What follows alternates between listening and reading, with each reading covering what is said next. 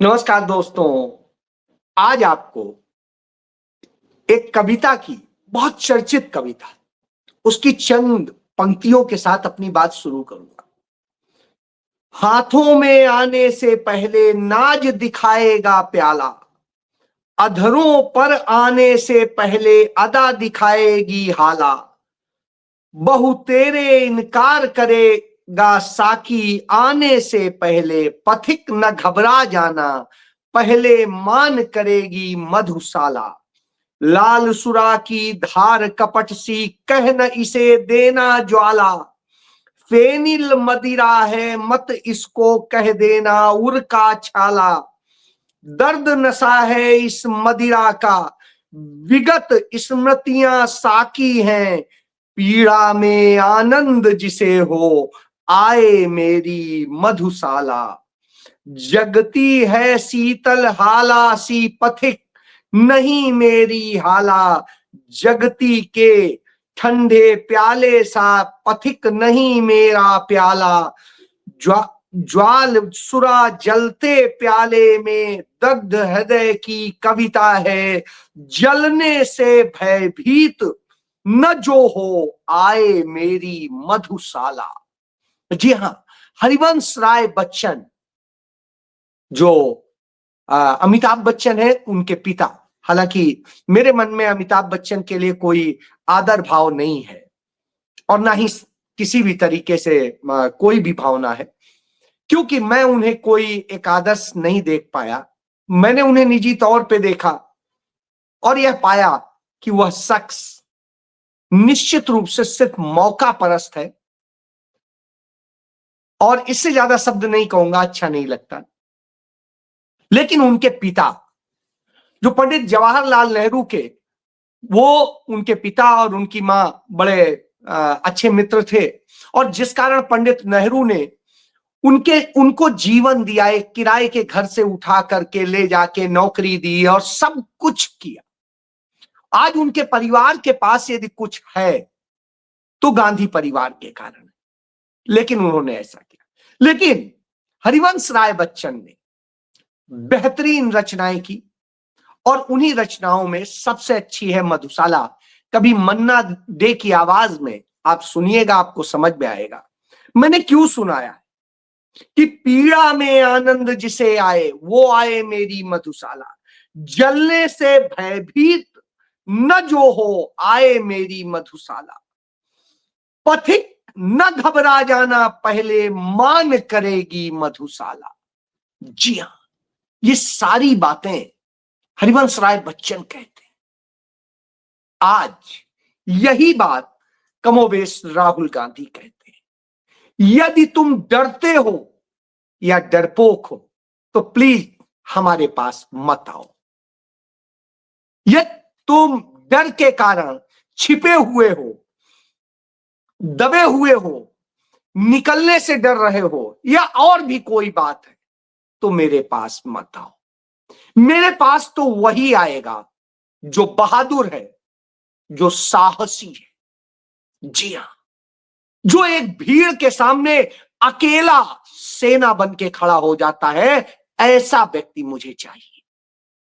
तो आज राहुल गांधी से मिलने पहुंचे थे उत्तराखंड के कोट द्वार से मोहम्मद दीपक, यानी दीपक कुमार कश्यप।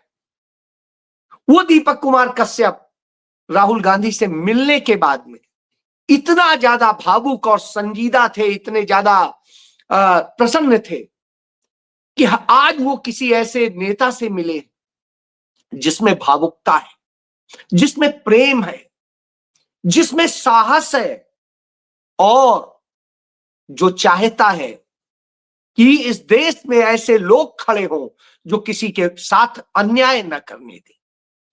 पहले नेता हैं, और राष्ट्रीय या प्रदेश स्तर के कि सब की बात करें तो पहले नेता हैं जो राहुल गांधी, जो दीपक कश्यप से मिले। इसके अलावा कोई इस स्तर का नेता उनसे नहीं मिला है। राहुल जी तो राष्ट्रीय नेता हैं, भारत के नेता प्रतिपक्ष हैं, जो तमाम राज्यों के भी नेता हैं किसी उस स्तर के, वो भी नहीं मिले। लेकिन राहुल गांधी दीपक से मिले और उससे कहा बिल्कुल यूं ही डटना है और डरना नहीं है, हम साथ हैं। जी हां, राहुल गांधी ने उसके जिम की सदस्यता लेने की भी बात कही और उसके यहां जाने की भी बात कही। बेहद मार्मिक क्षण था। राहुल गांधी ने खुद वह फोटो शेयर की है और उसमें जो है उन्होंने लिखा भी है, हर इंसान एक समान, यही है भारतीयता, यही है मोहब्बत की दुकान। उत्तराखंड के भाई मोहम्मद दीपक से मुलाकात, एकता और साहस की ऐसी ही लौ हर भारतीय के युवा में जलनी चाहिए। ये राहुल गांधी ने खुद किया है। तो अब आप समझिए, जब राहुल गांधी एक कहते हैं तो निश्चित रूप से यही होना चाहिए कि हर उसमें युवा में यह साहस और एकता की भावना लौ जलनी चाहिए। तो वो हमने जलती हुई देखी लखनऊ में, जहां लखनऊ यूनिवर्सिटी में वहां के वीसी ने एबीवीपी के इशारे पर जो मस्जिद की तरफ, लाल मस्जिद की तरफ का रास्ता था वो सब बंद करा दिया, मस्जिद बंद करा दी, रमजान के दौरान बंद करा दी, उस लखनऊ में जिस लखनऊ को उन्हीं मुस्लिम नवाबों ने बनाया था। तो जिस यूनिवर्सिटी को एक मुस्लिम ने बनाया था, तो आप सोचिए जिसने बनाया था उन्हीं के लोगों को उस मस्जिद में नमाज पढ़ने नहीं जाने दिया गया। कोई बात नहीं। तो युवक कांग्रेस के और एनएसयूआई के लड़के आ गए और उन्होंने कहा नहीं, आपको परेशान होने की जरूरत नहीं, आप नमाज भी पढ़ेंगे और रोजा अफ्तारी भी करेंगे, यही करेंगे। एबीवीपी के लड़के दूसरी तरफ नारे लगा रहे थे, नफरत के नारे लगा रहे थे, लेकिन इधर ये एनएसयूआई के लड़के वो दीवार बन के खड़े हो गए और आराम से उन लड़कों ने अपनी नमाज भी पढ़ी और उसके बाद में रोजा अफ्तारी भी करी। जी हां, यह संदेश था। कमोबेश इसी तरह का संदेश एक तेलंगाना में देखने को मिला, जहां भाजपाई संघी गुंडों ने एक मस्जिद में तोड़फोड़ की थी, काफी क्षतिग्रस्त हो गई थी, बुरी स्थिति थी। तो वहां पर एक अग्रवाल कम्युनिटी के व्यापारी ने, उन्होंने आगे आकर के कहा नहीं, तुम परेशान मत हो, जितना कुछ हुआ है मस्जिद में करने के लिए हम तुम्हारी मदद करेंगे, हम सहायता। हम आज जिस तेलंगाना राज्य में हैं वह राज्य उन्हीं मुस्लिम नवाबों ने ज्यादा डेवलप किया, इसलिए आज हम यहां व्यापार कर पा रहे हैं। तो हम आपको अकेले नहीं छोड़ेंगे, हम नफरत नहीं चाहते, मोहब्बत चाहते। बड़ा बेहद बेहतरीन स्थिति थी। लेकिन भारत की सरकार क्या चाहती? वो नफरत चाहती है, वो लड़ा देना चाहती है, वो वीआईपी कल्चर में बर्बाद कर रही है। बदनाम किया है उसने पूरी दुनिया में भारत को अपने वीआईपी कल्चर से। ये वही नरेंद्र मोदी हैं जिन्होंने कहा था हम वीआईपी कल्चर खत्म कर रहे हैं, लाल बत्ती नहीं रहेगी, और पूरे देश के मीडिया ने महिमा मंडन किया। मैंने 2015 में चंडीगढ़ में, मैं एक अखबार का संपादक था, उस दौरान नरेंद्र मोदी आए, रास्ते रोके गए तमाम लोगों के, और उस कारण से कुछ एम्बुलेंस भी रुकी और तमाम लोगों के अंतिम संस्कार रुक गए थे। ऐसी स्थिति में मैंने लिखा था इससे अच्छा हो कि प्रधानमंत्री की चंडीगढ़ विजिट ही ना हो, क्योंकि उसके पहले जितने प्रधानमंत्री, डॉक्टर मनमोहन सिंह तो यहीं के थे, आते थे, कभी किसी को नहीं रोका गया था। ये पहली बार हो रहा था। अब तो यहां पर भी कभी राज्यपाल के लिए, कभी मुख्यमंत्रियों के लिए रोका जा रहा है। उस मुख्यमंत्री जो कहते हैं कि हम आम आदमी पार्टी के हैं, उनके लिए रोका जा रहा है। तो अब आप सोचिए। तो उस समय मैंने यह लिखा था कि अच्छा हो कि आपकी चंडीगढ़ विजिट ही ना है। आज किसी का साहस नहीं है ये कहने की। बहरहाल नरेंद्र मोदी ने कहा लाल बत्ती, ये बत्ती, वो बत्ती। अब छोटे छोटे जो लोग थे उन्हें भले हो सकता है कोई फर्क पड़े, बड़े लोग तो आज भी बत्ती लगे न लगे वो उसी स्टाइल में वीआईपी कल्चर होते हैं। तो उस वीआईपी कल्चर के कारण जो एआई समिट हो रहा था उसमें तमाम बच्चों की जो बोर्ड की परीक्षाएं शुरू हुई थी, परीक्षाएं छूट गई क्योंकि वो परीक्षा देने नहीं जा पाए, उसके कारण जाम लगा। तमाम सारे विदेशी डेलीगेट्स परेशान हुए, सब परेशान हुए। तो आज दुनिया के एक बड़े अखबार में द इकोनॉमिस्ट ने लिख दिया कि भारत का वीआईपी कल्चर किस तरह की समस्या है। तब हमें सोचना चाहिए, ये वही आरएसएस के प्रचारक से बने प्रधानमंत्री हैं जो अपने दावे करते हैं संस्कृति को और सबको। तो जो जिस सादगी की संस्कृति का ये दावा करते थे, आज सत्ता की चमक में वो खो गया है, पैसे और वीआईपी कल्चर में फंस गया है। मोहन भागवत वीआईपी कल्चर के बिना जी नहीं सकता है। वह भी देखने को मिला, उस चक्कर में बच्चों को जाने नहीं दिया गया, वो दिल्ली आए, मेट्रो स्टेशन बंद कर दिया गया, सब कुछ कर दिया गया। आप सोचिए आप वो क्या है। भाजपा का दफ्तर हो, आरएसएस का दफ्तर हो, सब 5 स्टार 7 स्टार टाइप के दफ्तर हो गए और ऐसी स्थिति में ये फैसला लेते हैं।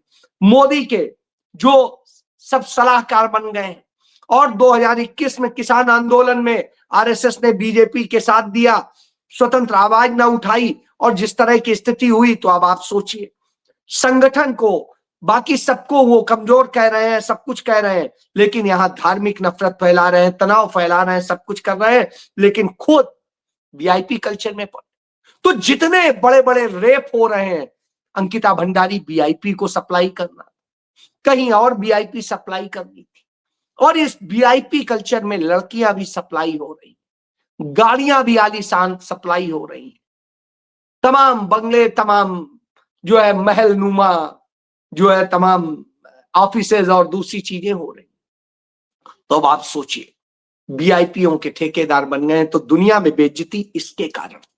लेकिन कांग्रेस के, यूथ कांग्रेस के चंद लड़कों ने जो एक सही बात की लड़ाई लड़ी कि किसान के हक मारे हैं आपने कंप्रोमाइज होकर के, आपने मजदूरों के हक मारे हैं, आपने युवाओं का भविष्य खतरे में डाला है, आपने लड़कियों की आबरू खतरे में डाली है, आपने इस देश की सुरक्षा खतरे में डाली है, आपने इस देश को गुलाम बनाने का काम किया है, इसलिए कंप्रोमाइज्ड मोदी। और यह सिर्फ एक टी शर्ट के जरिए सिंबॉलिक कहा गया, गांधीवादी तरीके से गांधी की स्टाइल में प्रदर्शन किया गया। जैसे गांधी ने एक समय में बर्मिंघम पैलेस में ब्रिटेन में इसी तरह का प्रोटेस्ट किया था और वो ऐसे ही गए थे, नंगे अधनंगे गए थे। और उस स्थिति में वहां के प्रधानमंत्री ने जब कहा तो उन्होंने कहा तुम्हारे राजा ने मेरे कपड़े चुरा लिए। आज नरेंद्र मोदी ने सब कुछ चुरा लिया है और जब सब कुछ चुरा लिया हो, इस प्रोटेस्ट पे इतना बौखला जाते हैं कि नरेंद्र मोदी कांग्रेस को गाली देते रह जाते हैं। न जाने क्या क्या कह दिया, गंदी नंगी और जाने क्या क्या कह दिया उस कांग्रेस को, जिस कांग्रेस के उनके आरएसएस के संस्थापक हुआ करते थे। हिट बात। तो अब आप सोच लीजिए, वैसे तो इस देश के अंदर जितनी पार्टियां हैं, हर पार्टी का जन्म कांग्रेस से ही हुआ है। चाहे कम्युनिस्ट हो, सीपीआई का भी जन्म उसी से हुआ, हिंदू महासभा का भी जन्म उसी से हुआ, आरएसएस का भी जन्म उसी से हुआ, समाजवादी पार्टी हो, जनता पार्टी हो, जो भी कहिए, सबका जन्म। क्योंकि चाहे जयप्रकाश नारायण रहा हो, चाहे लोहिया रहा हो, चाहे और कोई रहा हो, सब कांग्रेस में ही एक समय होते थे। सब ये भागे हुए लोग थे क्योंकि लड़ नहीं सकते थे उस तरह से। इन्हें तो सत्ता की मलाई खानी थी और इसलिए ये हुआ। यहां तक कि मुस्लिम लीग भी उसी से निकली थी। तो हिंदू, मुस्लिम, जो भी हो, क्षेत्रीय और जो भी दल है, सब उसी से पैदा हुए। यानी सबकी मां है। उस मां को नरेंद्र मोदी गंदी और नंगी कह रहे थे। अब नरेंद्र मोदी को क्या दिखता होगा आप सोच सकते हैं, जो अपनी मां को गंदी और नंगी कहे। सोचिए आप। उसके बाद कहें दूसरे गाली देते हैं, नहीं दूसरे नहीं गाली देते हैं, गाली तो आप खुद दे रहे हैं। तब राहुल गांधी पर वो सवाल उठाते हैं, तमाम तरह की बातें कहते हैं। ऐसी स्थिति में बहुत से लोग निकल के आते हैं और ऐसे में फारूक अब्दुल्ला के ही बेटे जो मुख्यमंत्री हैं जम्मू कश्मीर से, उमर अब्दुल्ला, वो निकल के आते हैं और कहते हैं बीजेपी से लड़ने में राहुल गांधी ने कोई कसर नहीं छोड़ी है। इंडिया के नेतृत्व के लिए राहुल गांधी से ज्यादा अच्छा कोई विकल्प नहीं है। वैसे ही जैसे सरदार वल्लभ भाई पटेल ने कहा था कि पंडित जवाहरलाल नेहरू से ज्यादा अच्छा विकल्प हमारे पास प्रधानमंत्री के लिए कोई और नहीं था। तो आप सोचिए, वो यह बात कह रहे थे, आज वैसे ही जो है उमर अब्दुल्ला कह रहे हैं। और इसी तरीके से देश में तमाम जगह से आवाज उठ रही है, क्योंकि राहुल गांधी कायर नहीं। राहुल गांधी ने अपने साथियों को अकेले नहीं छोड़ दिया कि बचाव में आ जाते हैं। वो जम के खड़े हो गए और कहने लगे कि निश्चित रूप से जो हुआ है बिल्कुल सही हुआ है। यह युवाओं का गुस्सा है, क्योंकि उनके भविष्य की बात है, उनके परिवारों के भविष्य की बात है। युवा किसान के भी घर से आता है, जवान के भी घर से आता है, युवा सामान्य मध्यम वर्ग के भी घर से आता है, गरीब के भी घर से आता है। उसी की बहनें होती हैं, उसी की माएं होती हैं। यदि वही सब नहीं बचेंगे तो फिर वही क्या करेगा?